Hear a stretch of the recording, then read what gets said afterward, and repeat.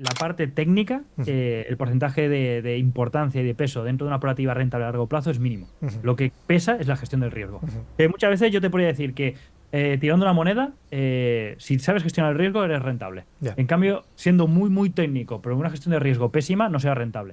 Yo he conocido sistemas de trading muy básicos, pero eran muy buenos gestores de riesgo y eran rentables. Pero al revés no he conocido ninguno. El capital es nuestra vida, o sea, no puedes gastarla, tienes que mantenerla. Entonces, conforme vas creciendo la banca, el capital que tienes detrás, puedes empezar a asumir más riesgos. Es todo poco a poco, muy lento. Y ese trabajo de gestión de riesgo la gente no lo acaba de entender. Muchas formas de gestionar riesgo. Pero llegas a un punto que ves que realmente no somos adivinadores de dirección, somos gestores de riesgo. Tú entiendo que de cierta manera, como mencionabas antes, tú buscas un poco el tema de la liquidez, ¿no? De las sesiones, Sí. etcétera. ¿Smart Money consideras que es la forma en que tú podrías interpretar los mercados cuando operas, por ejemplo, divisas? Mira, algún día lo haré público. Yo tengo Mm, un blog que empecé en 2009. En 2009, como no existe YouTube ni nada, pues querías ser un poco conocido, hacías un blog. Y ujú, yo tenía un... Yo para aquel entonces estaba en Xtrader, ujú, que era de los pocos blogs junto con ujú, Rankia de foros que existían, ujú, y me creé un blog.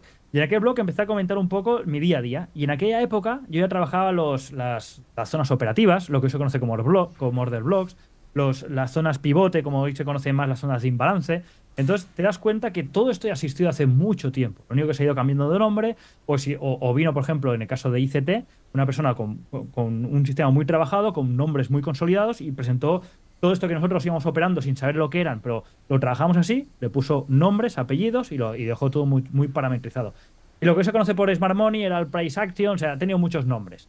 Pero realmente mi base de trabajar es muy similar, pero yo sobre todo me fijo, yo que siempre digo, en caso de Forex, lo que decimos, cada activo tiene su idiosincrasia. Pero el caso de Forex es muy primordial por cómo trabajan los que realmente lo mueven, que son las mesas de trading grandes, los mínimos y máximos diarios y semanales. Ahí, con solo fijarte esos puntos, ya puedes hacerte una idea hacia dónde va el precio. Y una vez el precio llega a esas zonas, sí que es verdad que a nivel interno me suelo fijar mucho en los imbalances, que no deja de ser un movimiento muy volátil de momento, que eso no deja de ser una construcción de esa mesa de trading de manera agresiva que tiende a cerrarla, a rebalancearla tarde o temprano, porque esas posiciones a lo mejor tiene que devolverlas.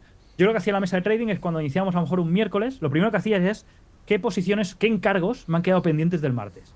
Y nuevamente esos encargos quedaron pendientes porque no me dio tiempo a colocar o construir la posición en máximos y mínimos. Entonces yo, como mesa de trading, lo que hago es empujar el precio hacia esas zonas para ahí rebalancear esos encargos pendientes.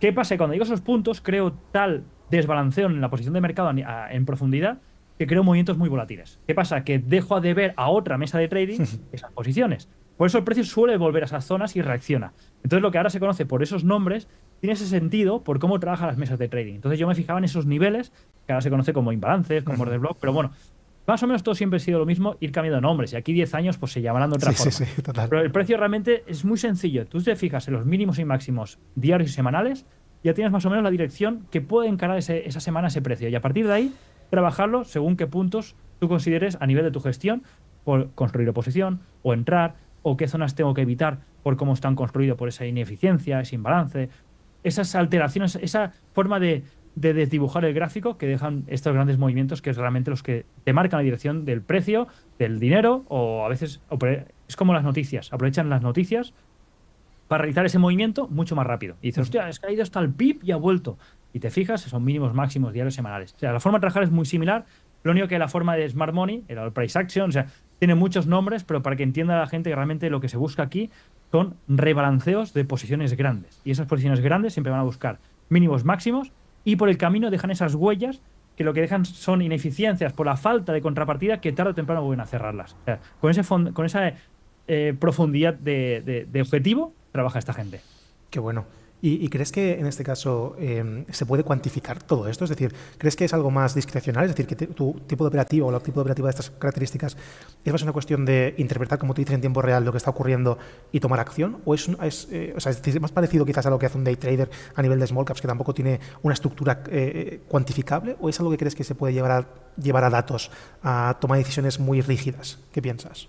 Mira, yo nunca he probado llevarlo a datos porque nunca me he puesto realmente a profundizar en tema de automatizar algo. Ujú, Pero porque soy mucho de la forma de pensar tipo small caps. ujú, Yo abro la sesión y según cómo ha cerrado Asia, cómo cerró América y cómo viene la parte macro, yo ya me empiezo a desbalancear hacia un largo o hacia un corto. O sea, hacia una tendencia alcista corta. Después ahí observo si el gráfico detecto algún punto donde yo creo que estas mesas de trading pueden ir a cerrar o tienen alguna ineficiencia. Y a partir de ahí planteo el día.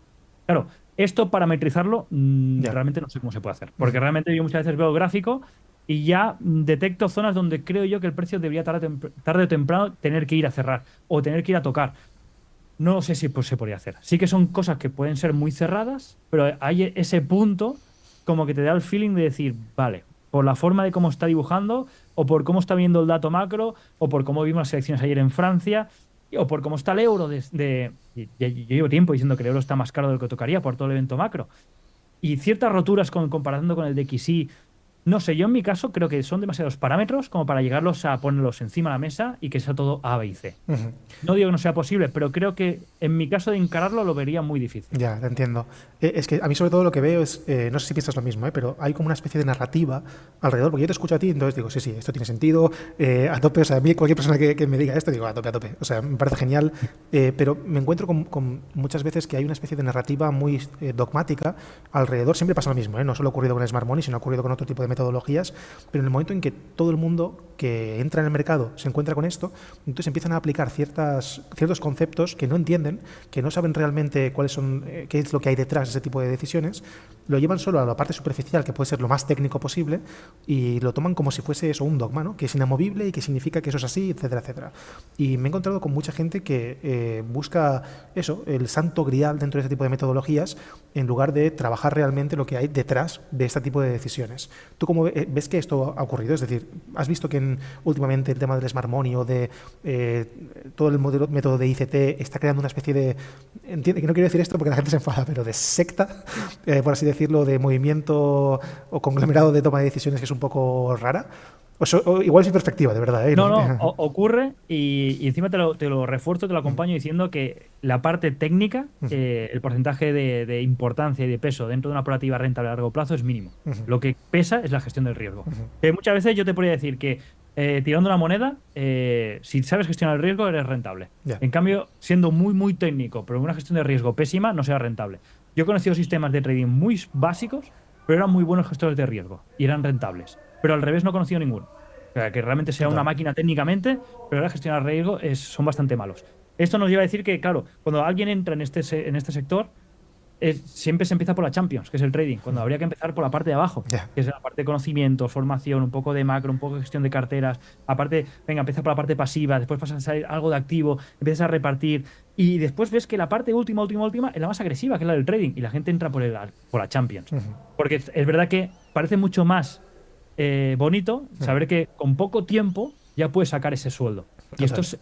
es muy difícil, muy difícil. Yo tardé mucho tiempo en ser rentable y me di cuenta que tenía que compaginarlo con un trabajo, porque el peso psicológico de tener que ser rentable para poder afrontar gastos es tremendo. Aparte, que tú tienes una banca, como en el póker, tú tienes un nivel de capital donde según tu gestión de riesgo puedes fallar tantas veces como marca tu sistema o tu proyección que puedes seguir siendo vivo. El capital es nuestra vida, o sea, no puedes gastarla, tienes que mantenerla. Entonces, conforme vas creciendo la banca, el capital que tienes detrás, puedes empezar a asumir más riesgos. Es todo poco a poco, muy lento.